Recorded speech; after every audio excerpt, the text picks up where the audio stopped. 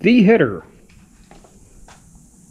collector, the too short header collector. At least, well, I consider it's too short.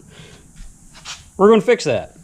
So I have my mark right here to where I'm going to cut that off and then put that piece in and then take our ball and socket and put it in there, right? And the local exhaust shop made the other half of that to go in there because, well, yeah, the headers come with them, but I used it on the Ramcharger because it was it's the one that had the flat one, took the gasket, and I was like, you know what, I'll just have the local exhaust shop could make this piece, so I just had him made that piece, and we did the same thing. So just kind of going over this again. All right, now to get this out of the way, I know someone has noticed this.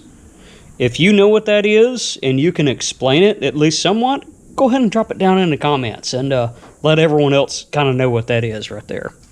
All right, so I'm going to go ahead and cut that. I don't know if I'm going to keep that functional or not, but I think if I cut right there and just kind of cut all the way around with there, I can keep that in there and slide the piece over top of that and then keep that. And if I don't want to use it, I can just cap it off, right?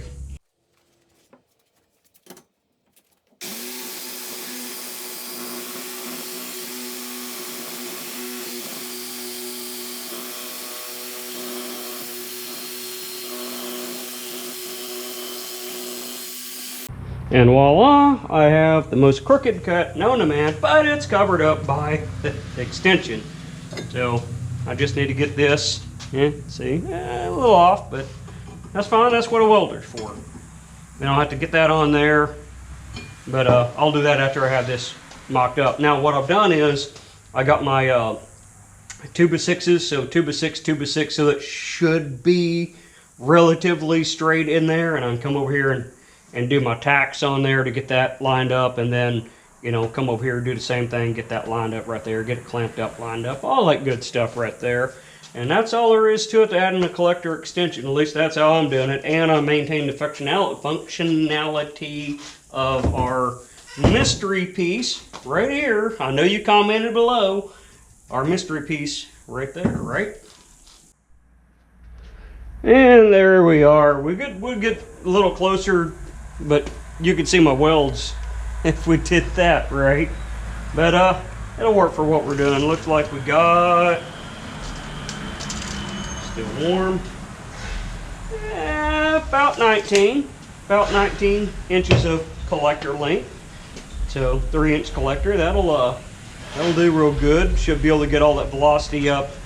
I'm not going to try to get into pulse wave tuning or anything crazy like that. It's just, it is what it is. I know this is directionally correct. How much does it need? I don't know, but that's what I'm putting on there. Alright, here's the cross member, and that's about how much room I want to give for that collector extension that I welded on there. That's sitting in cross member. I thought I was going to miss it, and I didn't miss it at all. And I kind of roughly marked the other side, but I'm going to do one side at a time. What I'm going to do is cut those off right there and then do a little drop extension piece. What I'm coming up with is, I think what I want to do is use this a little bit smaller square tubing, because pretty much the only forces we have, got a window no matter which way, at this point the only forces it has is the weight of the transmission pulling down, and there's 2 of them. So I mean, I could use this thicker stuff, right, but it's already a little overkill. It's hard to work with, at least with the tools I got, it's hard to work with. So I'm going to go with a little bit different stuff I can work with, because I'm going to have to do some modifications to get that in there to keep my same width, right?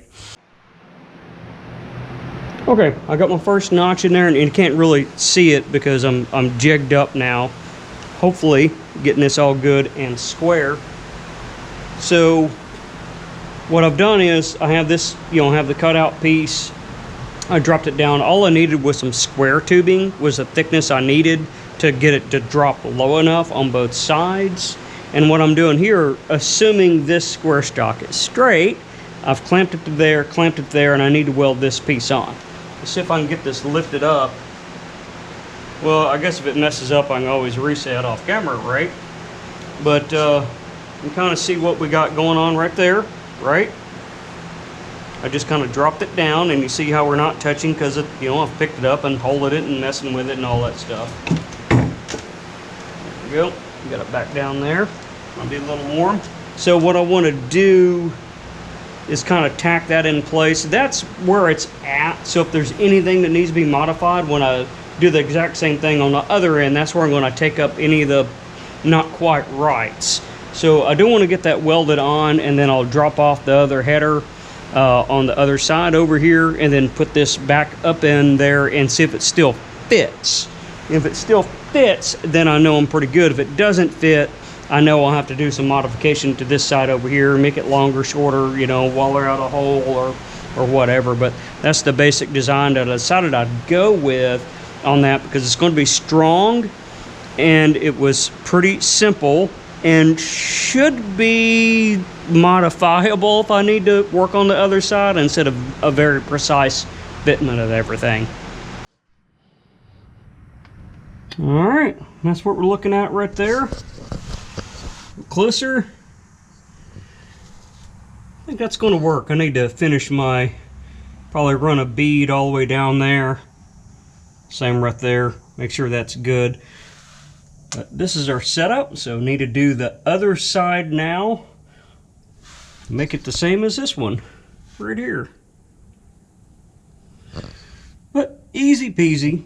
I like that. I think that's going to be tons of room right there to work around and everything. That dropped it a little more on this side, but that side right there was a little different. The header set just a bit lower, so that should still turn out pretty good there.